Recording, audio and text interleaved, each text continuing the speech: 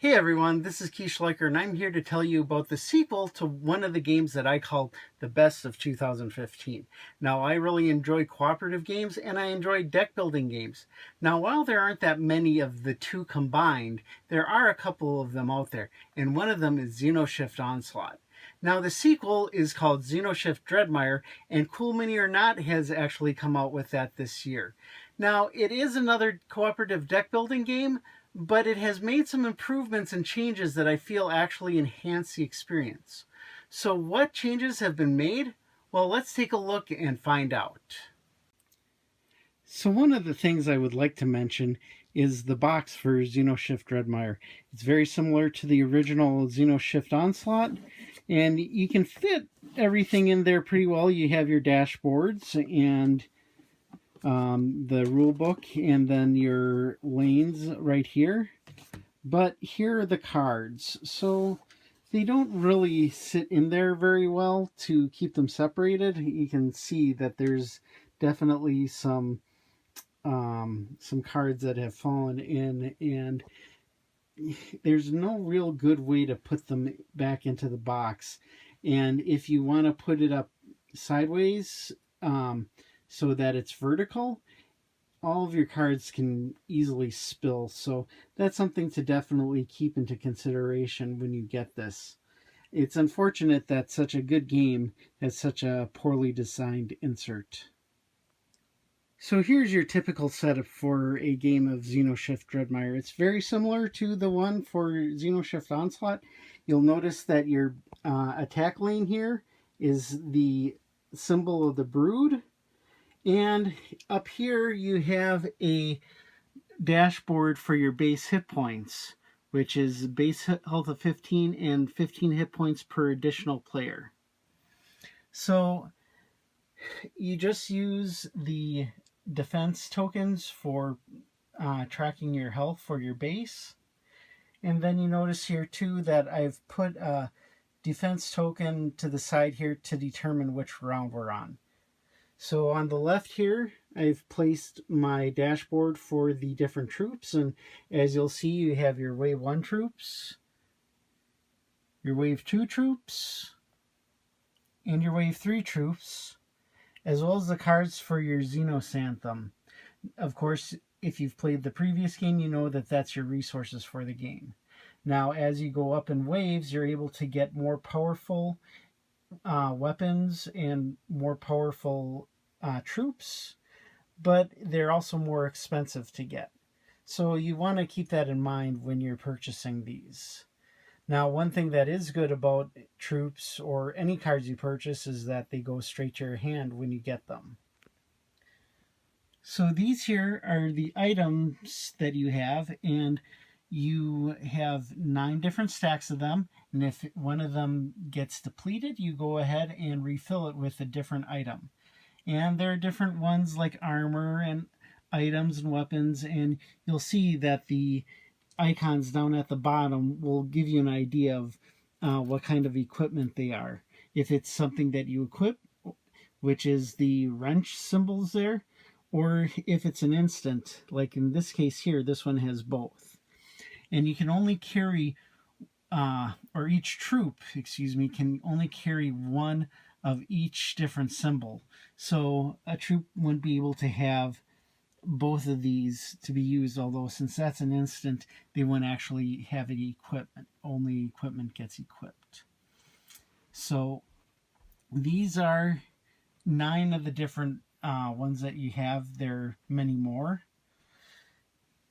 And then you have your locations as well. Now the locations are a little different in that they don't have different abilities depending on the round you're on. They actually have new abilities for your setup, and then a division discount, and then a division power. So this one here will allow you to have more firepower in your deck because of what it can do. Also, you have a weather deck, and this is something that's new to Dreadmire, and this will affect most of the time. It will affect the enemies from the brood that you're coming up against you. So let's turn this over and we'll see. Well, there's some that have double and some that are just a single. Here, let's go further. Yeah. So I suppose night isn't exactly a weather system, but it's something that you need to keep in mind because there are certain ones that affect certain cards that get affected by those. So let's just keep the monsoon weather out for the time being. We may need it later, we may not. Now each round, a new weather card gets flipped over for the deck. So the weather changes fairly constantly, and that's something you'll want to keep into consideration when you're going up against the different waves of enemies. So when you start the game, you have 10 cards here, and I will go ahead and pull out 6, 3, 4, 5,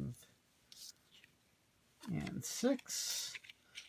So you start off your deck with 4 militia and 6 Xenoshyft cards. So I've drawn, what do you kind of expect to have? 2 militias and 4 Xenoshymphs. So what I'm going to do is I'm going to go and take a look, and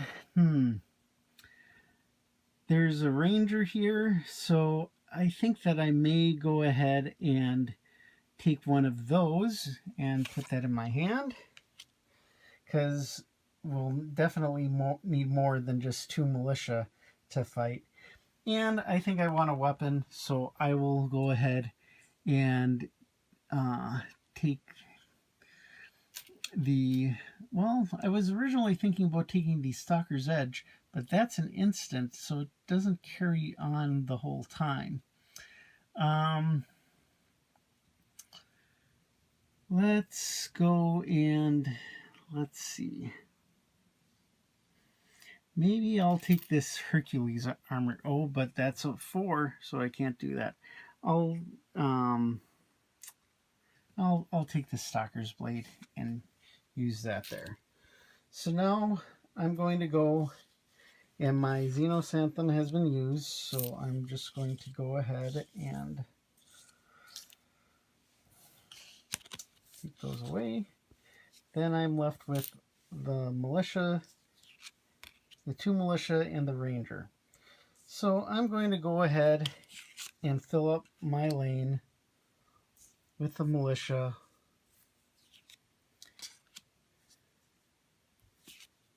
and the ranger here.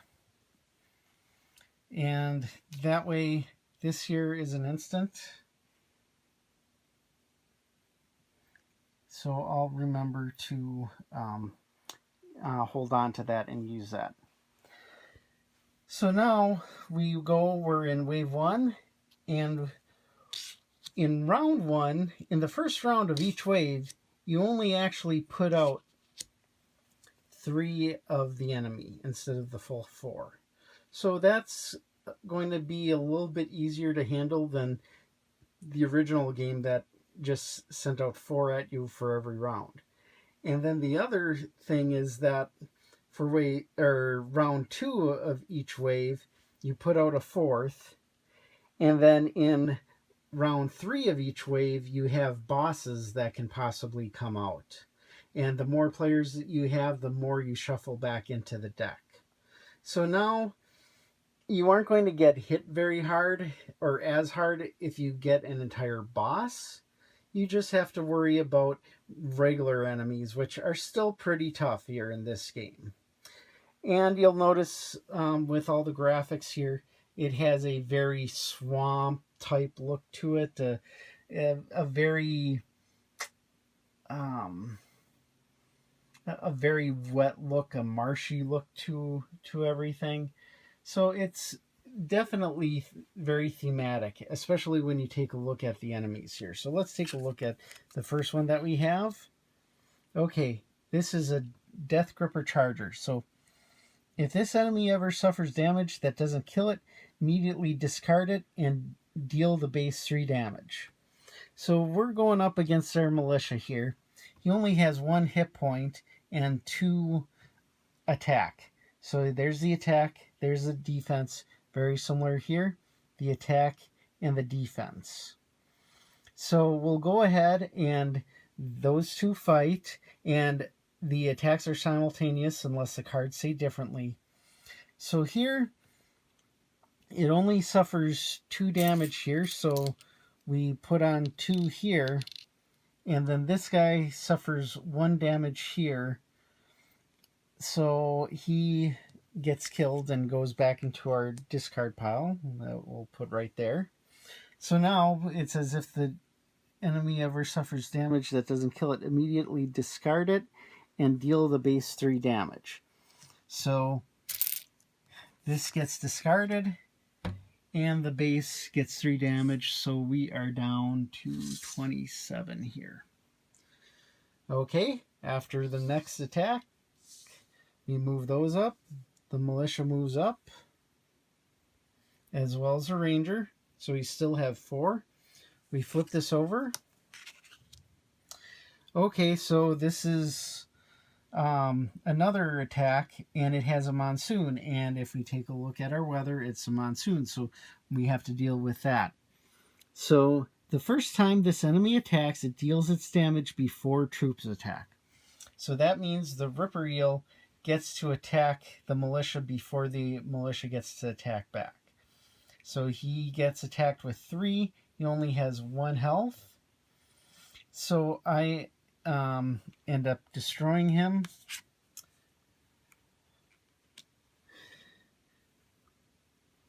And then the ranger moves back into effect. Now, the ranger has 3 attack, but it only has 2 defense. So because of that, I'm going to go ahead and take this Stalker's Blade here, deal 2 damage to 1 revealed enemy. So that goes there. The Ripper Eel has been revealed, so it takes 2 damage and goes away. And we move that up into there. So now we compare a Ranger versus a Moss Hulk. The enemy gains 1 power for each damage on it. The enemy deals any damage exceeding a troop's hit points to the next troop in lane. Only 1 additional troop may be damaged. So if we had another troop here, it would get damage as well. But in this case, we don't. So it just will end up going to the base. So the Ranger has 2 health points. Well, it only has 1 attack. So it goes there. And then it gets 3 damage. So 1, 2, 3. So now, since neither of them have been destroyed, they go for another round. So again, the Moss Hulk will get 3 more damage, which will give it 5 and cause it to be destroyed, since the number of attack points on there is greater than its health. But then this had 3 power on, or 3 damage tokens on there, so this enemy gains +1 power for each damage on it. So this actually had 4 attack on it. So it will end up destroying the Ranger as well. So you don't have to use the attack chips all the time, but it's very helpful for those rounds where an enemy does not get destroyed. So with that, considering how much health the base has, that was actually a pretty successful round. And as you go through, you get more enemies, and you'll see that you can take the 3 Xenosanthum and 1 Xenosanthum cards and burn them to place the better Xenosanthum cards into your deck and into your hand. One thing that I like about the Xenoshyft series is that You do get to put any cards into your hand instead of having to put it in the discard pile or putting it on the top of the deck. And I like the fact that these items will get replenished after each, if any of them get depleted. Now, that round was relatively easy, but you definitely have a lot tougher enemies. Like here, taking a look at this. Like here, each time a troop attacks this enemy, that troop also deals that much damage to the next troop in the lane or to itself if there are no other troops. So that's pretty nasty, and it has 5 health. So that's how it attacks. So definitely have to be careful about that. And then like your wave 3, like here, the first time this enemy would be killed, instead it is healed to 4 hit points and placed at the end of the enemy lane. So it's pretty powerful for wave 3. Now, granted, you have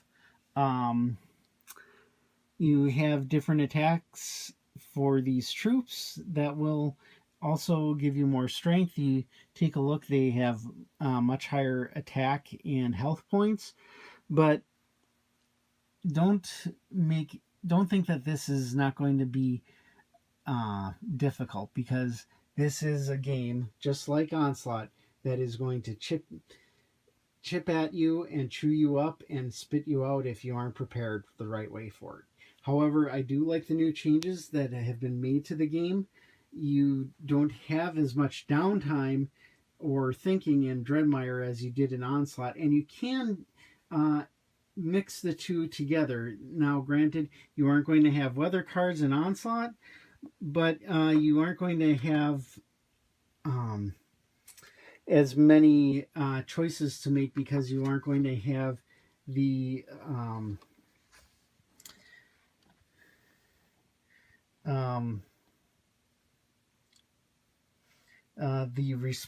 response to reveal cards on them, because that has been taken out of the game, and that really speeds up the game significantly. So those of you who remember the original XCOM games on the PC will remember that the original XCOM had a futuristic bent to it, while the sequel, while it did have a futuristic bent, also had a organic swamp type theme to it. And I feel that Dreadmire has the very same thing. Now, I admit I like the theme of Onslaught a little bit better, but I do enjoy the mechanics of Dreadmire quite a bit. I feel that it makes the game a little bit easier and a little bit bearable. You aren't going to have those heavy bosses towards the early part of your run as the waves come at you, but it still provides a very good challenge. And I feel that the steps that they've taken actually make the gameplay a lot faster. So if you've been looking for a cooperative deck building game that isn't like a legacy type style game like Crossfire is, then definitely check out Dreadmire. I really think you'll enjoy it.